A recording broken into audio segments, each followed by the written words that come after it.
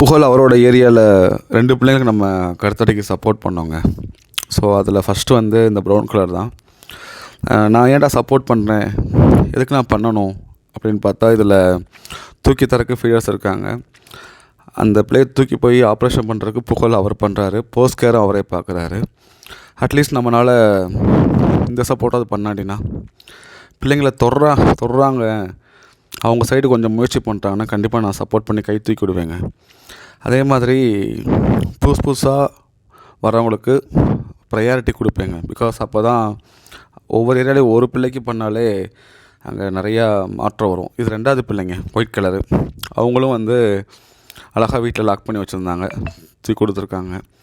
So இந்த மாதிரி பண்ணும்போது அந்த டாக் வந்து, இந்த பிள்ளை வந்து ஆப்ரேஷன் முடித்ததுக்கப்புறம் அவங்க வீட்டுக்குள்ளே போகிறது கூட வாய்ப்பு இருக்குது. ஏன்னா இனி குட்டி போடாது, இது கூட இருக்கட்டும் அப்படிங்கிற கான்செப்ட்டுக்கு மாறிடுவாங்க. ஏன்னா அந்த பிள்ளையுமே ரொம்ப ஃப்ரெண்ட்லி தானே.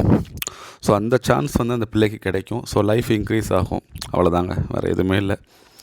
ஓகேங்க, இந்த February மாதம் 21 பண்ணியிருக்கோம். சந்தோஷமாக இருக்கேங்க.